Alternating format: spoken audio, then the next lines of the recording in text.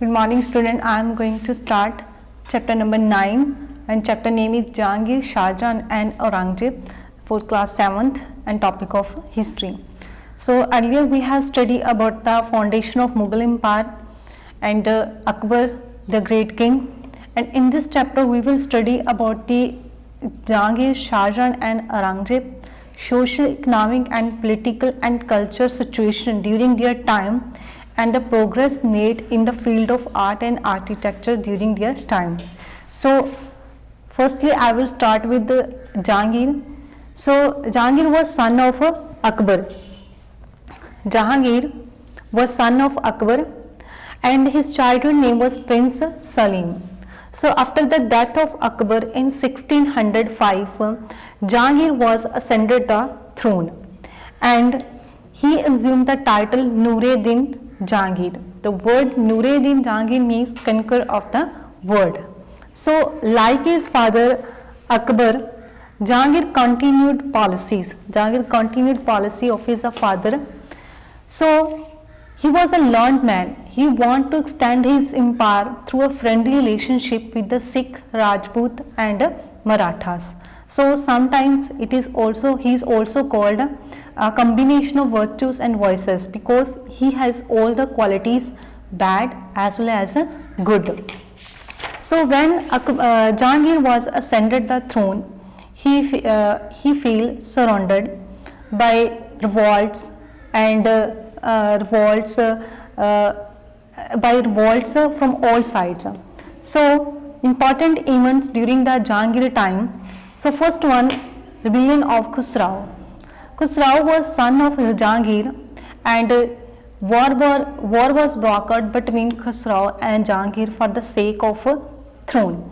But Jahangir defeated the Khusrau, captured him and imprisoned him. The second most important events during the Jahangir time, the Deccan Campaign. Deccan is a territory that was under the leadership of Malik Ambar, who was an independent ruler. So Deccan Campaign became a trouble sport for the Mughals from very beginning. But Prince Khurram captured or invaded the Deccan territory and captured the fort of Ahmednagar, and after that he assumed the title of Shahjahan. So he assumed the title of Shahjahan. The third most important event during the Jahangir time, war against the Rajput of Mewar.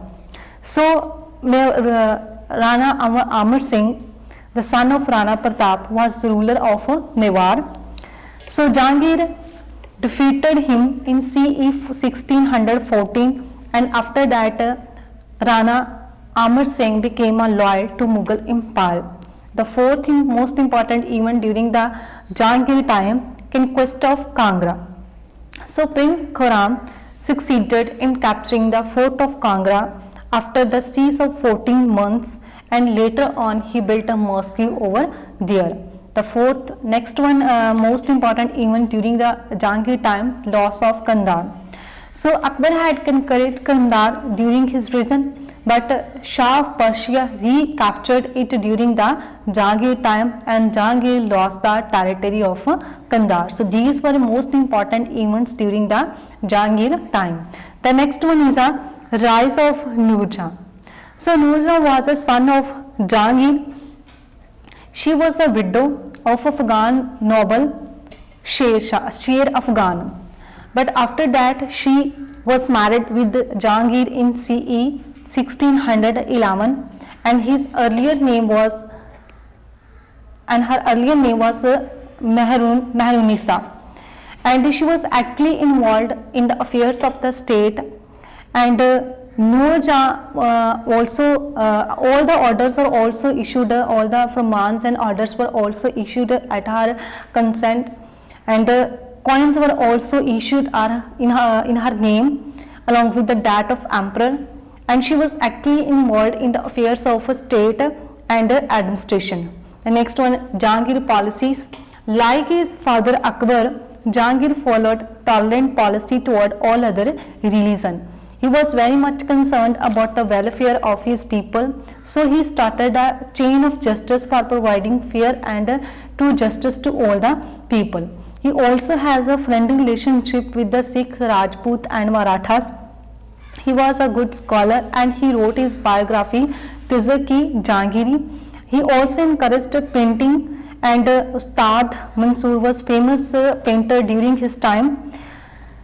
He also has a good relationship with the European traders.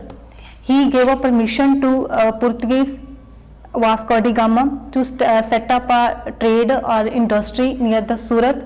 The two Englishmen, Sir Captain Hawkins and Sir Thomas Roy, also visited his court and got a permission for starting a trading relationship with the Mughals. So after the Jahangir, Shah Jahan reign started. So Prince Khurram, when captured the fort of Ahmednagar in the Deccan territory, he assumed the title Shah Jahan. Shah Jahan's reign was more peaceful. He was not much involved in the war and revolts, and he is also known as the engineer king, and he captured the Ahmednagar, Bijapur and Golconda. But the last days of the Shah Jahan life was not very happy because he was seriously ill. He fell seriously ill, and another most important thing, during his last time, the war of succession was brought on between his four sons Dara, Suza, Aurangzeb and Murad. And in the war of succession, Aurangzeb defeated all his brothers and declared himself as the emperor of India. The next one is art and architecture, the progress that was made in the field of art and architecture during the Jahangir and Shah Jahan time. So the most important building that was built during the Jahangir time, the Mausoleum of Akbar at Skandara. The second one is the tomb of Itmad Aula, that was a father of Noor Jahan. So two impressive building was built by the Jahangir during his time. That is a masterpiece of the art and architecture that is decorated with the white marble with the petadura work in semi-precious stones. Apart from that, many paintings of hunting, battle and court scenes were also made. The famous artists of the Jahangir court were Aga Riza, Abul Hassan, Ustad Mansoor, Bisman Das, Manohar and Govardhan. And Shah Jahan is also known as the engineer king and a golden age of the Mughal Empire because the wonderful building Taj Mahal he built for his beloved wife. So it is also considered as a wonderful monuments for his beloved wife. Taj Mahal, and Taj Mahal is built of pure white marble and with semi-precious stone, less like screen used to decorate the mausoleum. It is situated in the Agra. The beautiful work of Moti Masjid. He also built a Red Fort, Taj Mahal, Red Fort, Jama Masjid that was built by the Shah Jahan. Inside the Red Fort, the famous building Diwan-e Aam and Diwan-e Khas, Rang Mahal and Moti Masjid was also constructed by the Shah Jahan. So large sum of money was spent by Shah Jahan on the wars, building and entertainment and for the welfare of their people. So next one is Aurangzeb. So Aurangzeb, when during the last period of the Shah Jahan, the war, as we know that a war succession was brought out, and during the war of succession, Aurangzeb defeated his three brothers and declared himself as a ruler or emperor of the Mughal Empire. So, and after ascending the throne in CE 1658, he assumed the title of Alamgir. But during the Aurangzeb time, the Mughal Empire started decline. The condition of Mughal Empire was not good because he was Sunni Muslim, he has an orthodox feeling and he has not a good relationship with the other religion. He reimposed jizya and pilgrimage tax. So he failed to check the rise power of other communities and other religion, and mostly he was busy in the Deccan territories for crushing the revolt and wars. So he has a bad relationship with the Rajput and Marathas and with the Sikh. So Aurangzeb relationship with the Sikh, because as we know that from the Jahangir time, Jahangir captured and tortured the Shri Guru Arjan Dev Ji for giving a shelter to his son Khusrau. So from onwards, the relationship between the Mughals and Sikh was not good. And during the Aurangzeb time, because Aurangzeb executed, he was arrested, the Shri Guru Tegh Bahadur, and arrested and brought to Delhi, where he was martyred in the Chandni Chowk. And after that, Sikh became enemy of the Mughal Empire. So Shri Guru Gobind Singh Ji, who was the son of Shri Guru Tegh Bahadur, he organized an army and gave them a name Khalsa.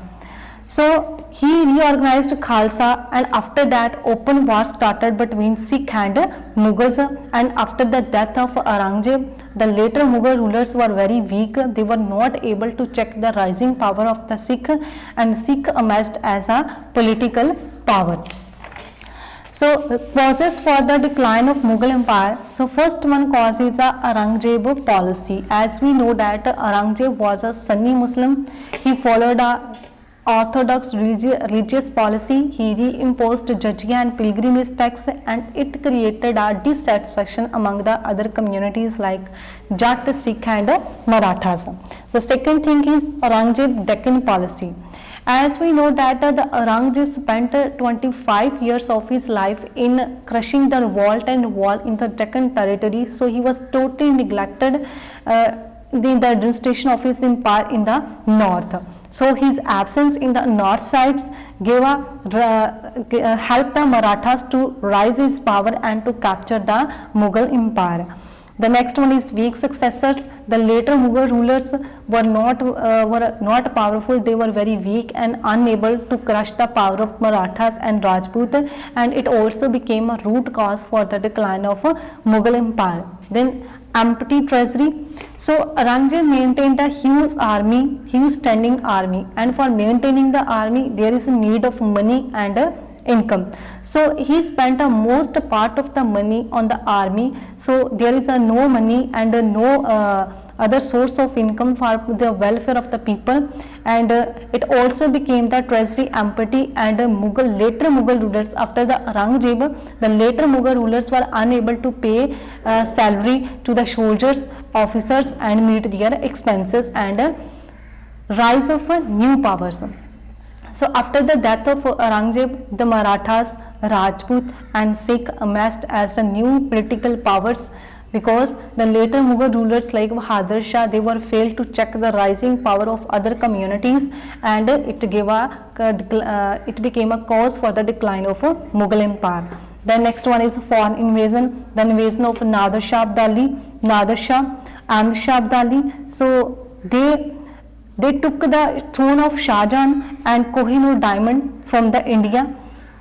Then Ahmad Shah Abdali invaded India many times and gave a crushing defeat to the Mughal Empire, and after that East India Company stepped and replaced the Mughal Empire instead of English East India Company. So in this chapter we have studied about the life of Shah Jahan, Jahangir, Aurangzeb, and main causes for the decline of Mughal Empire. So in the page number 105 and 106, true false fill in the blanks matching and MCQs are given. So it's your homework to read the chapter thoroughly, write down the dates with the important events, note down in your notebooks, and the keywords also given. So take a deep reading of chapter and try to solve the exercise and write down in your notebooks. Thanks and have a nice day.